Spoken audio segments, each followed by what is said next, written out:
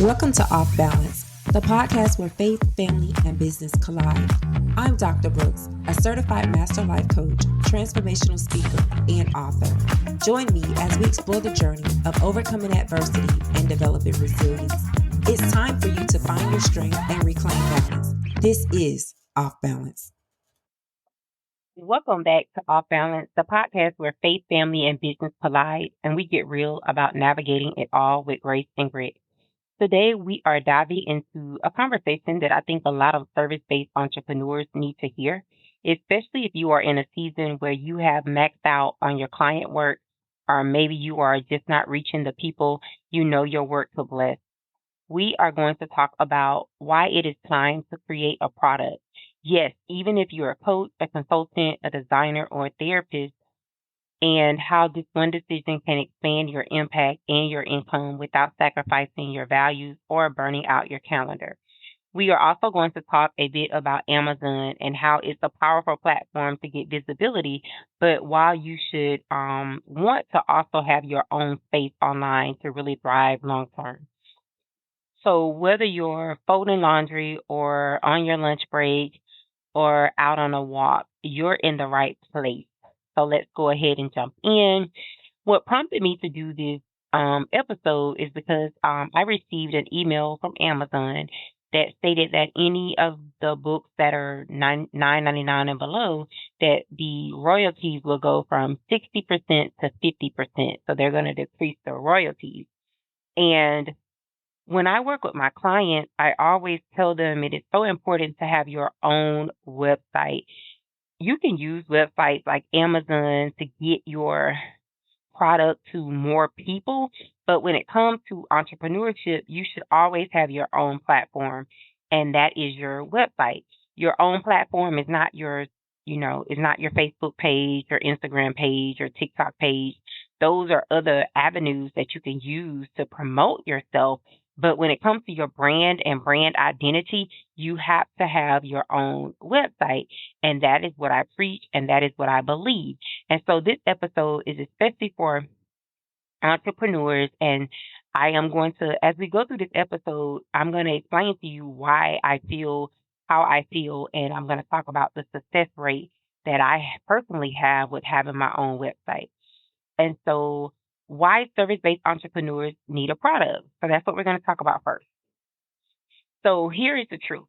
When you offer a service like, let's say, coaching, web design, photography, therapy, or tutoring, you are directly trading your time for money. That's honorable work. It's personal. It's impactful. But here's what often happens. Someone finds you on Instagram. They love what you're about. They click through your website. They see your packages, and then nothing. Crickets, because they simply can't afford it right now. That's not rejection of your value. It's just a mismatch in timing or budget. Now imagine instead, right? What if that person saw your $497 coaching package and thought, I can't swing that right now. But then they saw that you had a $15 journal that you wrote, or a $25 ebook, or a $12 devotional style book that gives them a taste of working with you, and that will give them an opportunity to access you. Boom. Now you have a customer. And what's beautiful is that the product is serving them, it's giving them transformation at a price that they can afford. And it's giving you revenue stream that doesn't require another Zoom call on your calendar. It doesn't require you to leave the comfort of your home, right? It doesn't take up any of your time. So that's why it's so important that if you offer a service, that you take your intellect and you place it into a product. And so therefore you can serve people that may not be able to afford your time, but they can afford your knowledge. So here's the shift. Not everyone can become your client, but many can become your customer. So when it comes to my company, I have clients and I have customers. My clients are the ones that can afford my coaching. They can afford to work with me one-on-one. My customers are the ones that's purchasing my books, that's purchasing my journals, that's purchasing my digital download products, right? And when you have a product, something that is tangible or digital, you are no longer leaving those people out. And so someone may go on my website and say, wow, I can't afford a call, but I can afford this digital download for $1.99. If you go to brooksdemming.com, the majority of my digital downloads are $1.99, and I have really great products on my website. You can see my books, the books that I have written. Paperback books are like $12, and then those books in a digital format is like $4.99. So I am a firm believer of making my products accessible and affordable for anyone. So you may ask yourself, what kind of product should you offer? So let's just get practical. What kind of products make sense to you? If you are a coach, maybe a guided journal, a goal setting workbook, or a mini course on mindset. That's if you're a coach. I'm a coach. I have, courses, I have journals, I just have different things that people can access. If you are a faith-based therapist, maybe a short devotional and a workbook on emotional wellness. If you are a social media manager, you can create an ebook with content prompts or a planner for solopreneur, solopreneurs. That's a tongue twister. The key is that you take your process or your philosophy and distill a slice of it into something accessible. So I want you to think of it as an appetizer before the full course meal. And here's something that you can remember. Done is better than perfect. So you don't need to wait until it's a 200-page professional book. Because 9 times out of 10, people are not going to read a 200-page book, right? They don't have the attention span. Now, you may have your readers that are advocate readers, and they will, but for the most part, start small. You can always grow into something larger later. Most people that come and work with me, the first thing they ask me is, should I sell on Amazon? So let's just say you have a journal or maybe your ebook and you're ready to go. Now the big question is, where do I sell?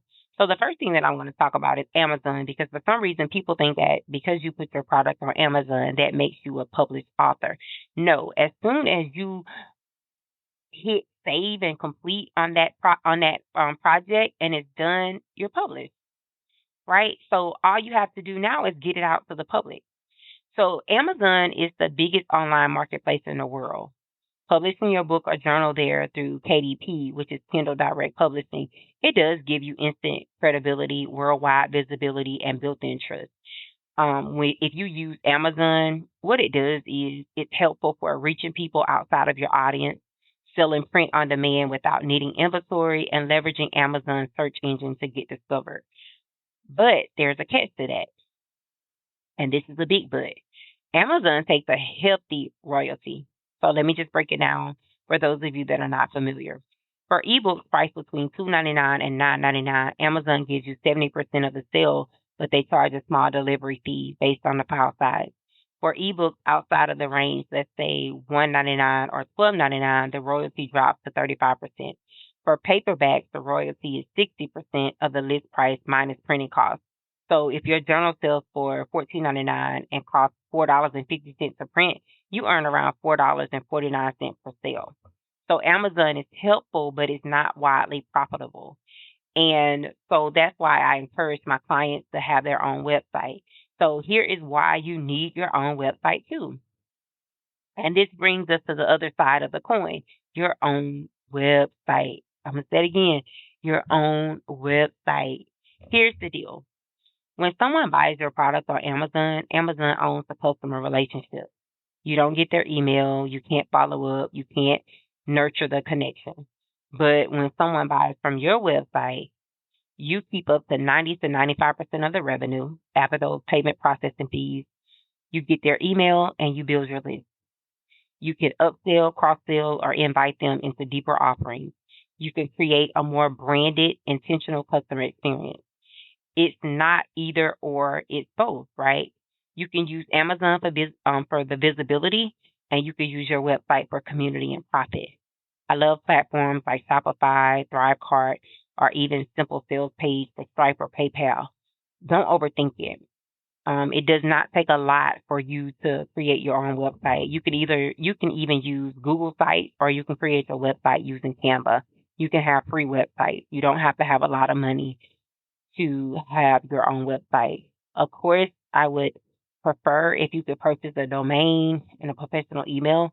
But if you can't right now, that's fine. You can use Canva, you can utilize Google Sites, and then you can plug in Stripe links so that they can check out. It's simple and it's very easy.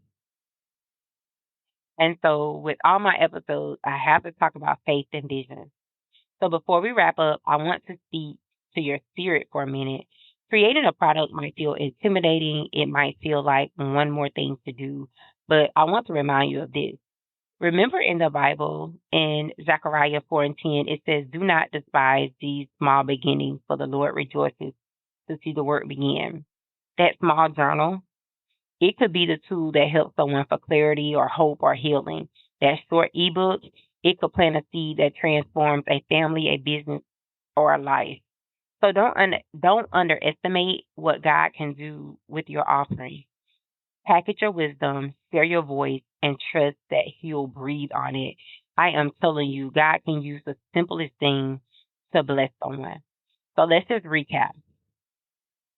Not everyone can be your client, but many can become your customer if you give them something to buy. A product, book, journal, ebook, it gives people an entry point into your world. Amazon is powerful for reach, but limited in profit and connection. Your own website gives you control, profit, and community building. So don't be afraid to start small, just start. So if today's episode stirred something in you, would you do me a favor? Share it with another entrepreneur, a friend, someone who's sitting on a great idea but haven't packaged it yet. And if you have already created a product, I'd love to hear about it. You can scroll down the description and you can see where it says email us, and you can just send me an email or you can tag the show and just let me know. And remember, balance isn't about doing it all. It's about building it all on the right foundation with grace, with grit, and with God. So again, I am so excited. I just wanted to jump on and record an episode because I want you to know the importance of your own website. I typically don't release episodes on the weekend, but I just felt that this episode was very important. So just make sure you guys share it out with your friends. And until next time, I want you to stay resilient. Thank you for tuning in. Be sure to rate this episode and share it with your family and friends. To learn more about